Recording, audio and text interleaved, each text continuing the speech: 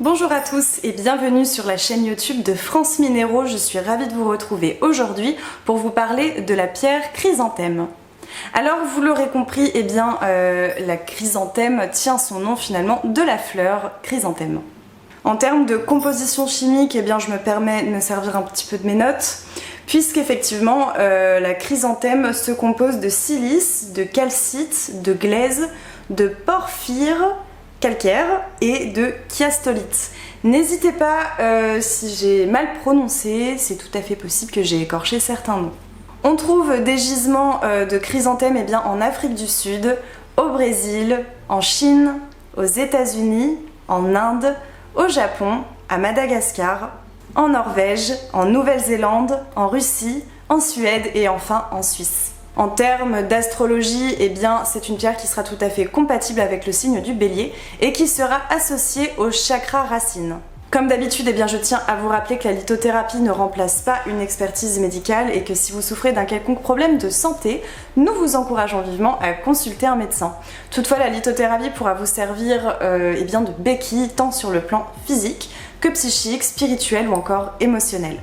En termes de couleurs, on peut trouver plusieurs couleurs de chrysanthème puisqu'en effet, il en existe des blanches, des noires, des rouges, des brunes, des vertes ou encore des jaunes.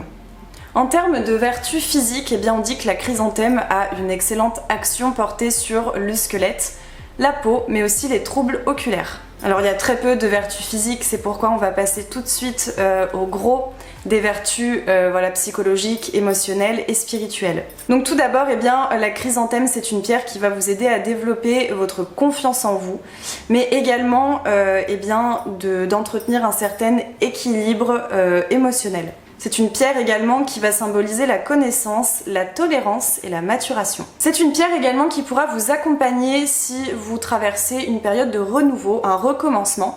Et c'est une pierre qui vous donnera confiance et espoir en la vie, au futur et de manière plus générale à tout ce qui vous attend. Elle va vous aider à vraiment garder cet état d'esprit optimiste et enthousiaste et vous aidera aussi à faire le tri dans toutes les pensées négatives, les pensées un petit peu parasites qui peuvent entraver par exemple une prise de décision ou un nouveau départ de façon générale, que ce soit professionnel, sentimental ou familial, dans tous les domaines finalement.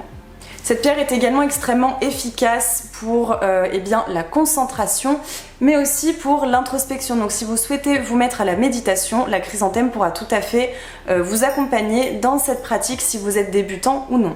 Vous allez ainsi pouvoir vous entraîner entre guillemets à comprendre plus facilement votre environnement grâce à la méditation avec la chrysanthème et également à mieux comprendre et à mieux appréhender vos pensées profondes.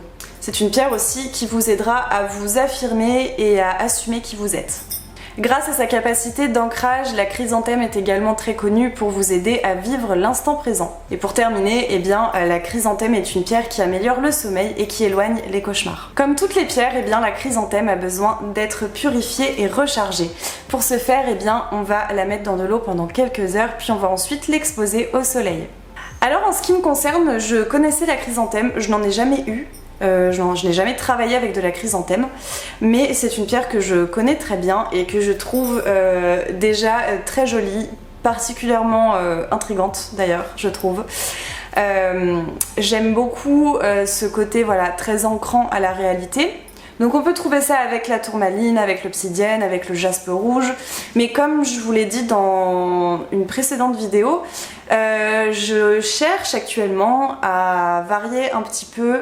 Par exemple pour l'ancrage, ça fait des années que j'utilise la tourmaline et j'ai l'impression qu'il n'y a aucune pierre qui arrive à faire mieux que la tourmaline, mais j'ai quand même envie d'essayer. Comme je l'avais dit pour la protection, d'essayer d'autres pierres, peut-être des pierres moins connues, peut-être des pierres auxquelles je n'aurais pas pensé. Et donc c'était le cas pour les pierres de protection. Et j'aimerais bien du coup travailler un petit peu l'ancrage et la méditation, notamment l'introspection, avec une pierre de chrysanthème. Effectivement, ça pourrait être tout à fait intéressant. À savoir que pour ma part, en ce qui me concerne, les méditations d'introspection, je les pratique avec de la sélénite. Le problème, c'est que la sélénite n'est pas assez ancrante. Alors il y a des personnes à qui ça ira très très bien. Pour ma part, si je veux vraiment être focus, hyper concentrée, dans ma méditation et voilà, vraiment pas avoir trop de pensées intrusives non plus.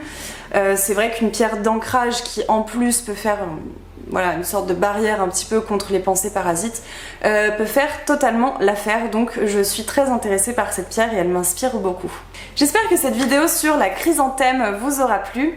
N'hésitez pas à vous abonner, à liker et à commenter également si vous possédez de la chrysanthème, si vous travaillez avec, si vous méditez avec.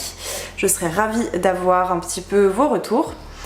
En attendant, eh bien, je vous retrouve la semaine prochaine pour vous parler eh bien, des cancers. Alors, comme c'est la saison des cancers, je me suis dit que c'était le moment eh bien, de sortir la vidéo sur le signe astrologique cancer et en lien avec la lithothérapie.